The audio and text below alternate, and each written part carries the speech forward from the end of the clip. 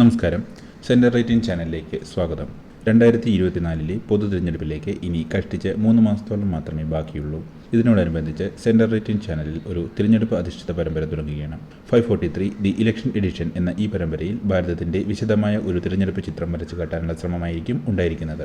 ഓരോ മുന്നണികളുടെയും രാഷ്ട്രീയ പാർട്ടികളുടെയും സാധ്യതകളും അവരുടെ മുൻ തിരഞ്ഞെടുപ്പ് ചരിത്രവും വോട്ട് കണക്കുകളും എല്ലാം വരച്ചു കാട്ടാനുള്ള ഈ ഉദ്യമത്തിലൂടെ പ്രേക്ഷകർക്ക് ഒരു പൊതുരാഷ്ട്രീയ ചിത്രം ലഭിക്കും എന്ന് പ്രതീക്ഷിക്കുകയാണ്.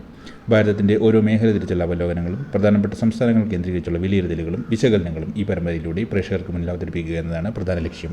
ഭാരതത്തിൻ്റെ പാർലമെന്റിലേക്ക് തിരഞ്ഞെടുപ്പ് നടക്കുന്ന പരമാവധി സീറ്റുകളുടെ എണ്ണം 543 ആണ്. 543ന്റെ പകുതിയിലധികമായി 272 സീറ്റുകൾ കിട്ടുന്ന രാഷ്ട്രീയ പാർട്ടിയോ മുന്നണിയോ ആണ് തിരഞ്ഞെടുപ്പിന് ശേഷം അധികാരത്തിൽ വരിക. നമുക്ക് ഈ 543 സീറ്റുകൾ ഏതൊക്കെ സംസ്ഥാനങ്ങളിലായിട്ടാണ് വീതിച്ചു കിടക്കുന്നത് എന്ന് ആദ്യം പരിശോധിക്കാം. ദക്ഷിണേന്ത്യയിൽ നിന്നും തുടങ്ങിയാൽ കേരളത്തിൽ 20 സീറ്റുകളാണ് ഉള്ളത്. കേന്ദ്രഭരണ പ്രദേശമായ ലക്ഷദ്വീപിന് പാർലമെന്റിൽ ഒരു പ്രതിനിധിയാണ് ഉള്ളത്. ദക്ഷിണേന്ത്യയിൽ ഏറ്റവും കൂടുതൽ പ്രതിനിധികൾ ഉള്ളത് തമിഴ്നാട്ടിൽ നിന്നുമാണ്. 39 സീറ്റുകളാണ് തമിഴ്നാടിന് പാർലമെന്റിലുള്ളത്. ലക്ഷദ്വീപിന് സമാനമായി കേന്ദ്രഭരണ പ്രദേശമായ ആൻഡമാൻ ആൻഡ് നിക്കോബാർ ദ്വീപിനും പുതുച്ചേരിക്കും ഓരോ പ്രതിനിധികൾ വീതമാണ് ഉള്ളത്. ദക്ഷിണേന്ത്യയിലെ മറ്റൊരു വലിയ സംസ്ഥാനമായ കർണാടകയിൽ 28 ലോക്സഭാ സീറ്റുകളാണുള്ളത്. സംസ്ഥാന വിഭജനത്തിനു മുമ്പ് ലോക്സഭാ സീറ്റുകളുടെ എണ്ണത്തിൽ ദക്ഷിണേന്ത്യയിലെ ഏറ്റവും വലിയ സംസ്ഥാനമായിരുന്ന ആന്ധ്രാപ്രദേശിന് 25 പ്രതിനിധികളാണ് ഇപ്പോൾ ഉള്ളത്.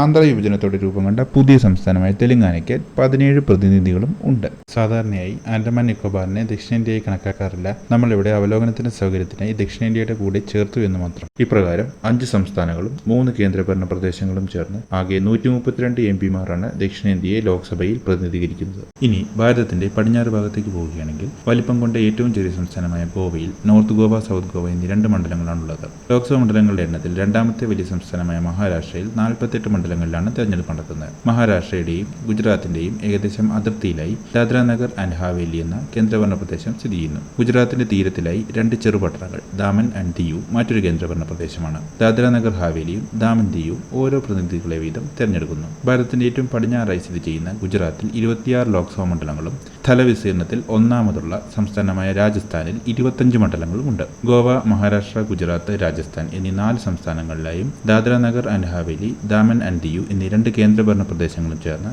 ആകെ 103 മണ്ഡലങ്ങളിലേക്കാണ് പടിഞ്ഞാറെ ഭാരതത്തിൽ നിന്നും പൊതു തിരഞ്ഞെടുപ്പ് നടക്കുന്നത്. ഇനി ഭാരതത്തിന്റെ വടക്ക് ഭാഗത്തേക്ക് കടന്നാൽ ഹരിയാനയിൽ 10 ലോക്സഭാ മണ്ഡലങ്ങളുണ്ട്. കേന്ദ്ര തലസ്ഥാന പ്രദേശമായ ഡൽഹിക്ക് 7 ലോക്സഭാ മണ്ഡലങ്ങളാണുള്ളത്. കേന്ദ്രഭരണ പ്രദേശമായ ചണ്ഡീഗഡിന് ലോക്സഭയിൽ ഒരു പ്രതിനിധി ഉള്ളപ്പോൾ പഞ്ചാബിന് 13, ഹിമാചലിന് 4 പ്രതിനിധികളാണ് ലോക്സഭയിലുള്ളത്. ജമ്മു കാശ്മീരിന് പ്രത്യേക അധികാരം നൽകിയിരുന്ന 370 വകുപ്പ് റദ്ദാക്കുന്നതിന്റെ ഭാഗമായി ജമ്മു കാശ്മീർ സംസ്ഥാനം വിഭജിച്ച് ജമ്മു ആൻഡ് കാശ്മീർ, ലഡാക്ക് എന്നീ 2 കേന്ദ്രഭരണ പ്രദേശങ്ങൾ രൂപീകരിക്കുകയുണ്ടായി. ജമ്മു കാശ്മീരിന്റെ സംസ്ഥാന പദവി ഭാവിയിൽ തിരിച്ചു നൽകുമെങ്കിലും ഇപ്പോൾ ജമ്മു കാശ്മീർ 5 ലോക്സഭാ മണ്ഡലങ്ങളുള്ള കേന്ദ്രഭരണ പ്രദേശമാണ്. ലഡാക്കിന് ഒരു പ്രതിനിധിയും ഉണ്ടായിരിക്കുന്നതാണ്. നേരത്തെ ഉത്തർപ്രദേശിന്റെ ഭാഗമായിരുന്ന ഉത്തരാഖണ്ഡിന് ലോക്സഭയിൽ 5 പ്രതിനിധികളാണുള്ളത്. ഇപ്പോൾ കണ്ടതുപോലെ ഭാരതത്തിന്റെ വടക്കു ഭാഗത്തുള്ള ഈ പ്രദേശങ്ങൾക്ക് ലോക്സഭയിൽ ആകെ 46 പ്രതിനിധികൾ ഉള്ളതായി കാണാം. ഹരിയാന, ഡൽഹി, ഉത്തരാഖണ്ഡ് പോലുള്ള സംസ്ഥാനങ്ങളെ ഹിന്ദി ഹൃദയഭൂമിയിലെ പ്രദേശങ്ങളായാണ് കണക്കാക്കാറുള്ളതെങ്കിലും നമ്മളിവിടെ അവലോകനത്തിനായി ഭൂമിശാസ്ത്രപരമായ പരിഗണന മാത്രമാണ് നൽകിയിരിക്കുന്നത്. അടുത്തതായി ഹിന്ദി ഹൃദയഭൂമിയിലേക്ക് കടന്നാൽ ലോക്സഭാ മണ്ഡലങ്ങളുടെ എണ്ണത്തിൽ ഏറ്റവും വലിയ സംസ്ഥാനമായ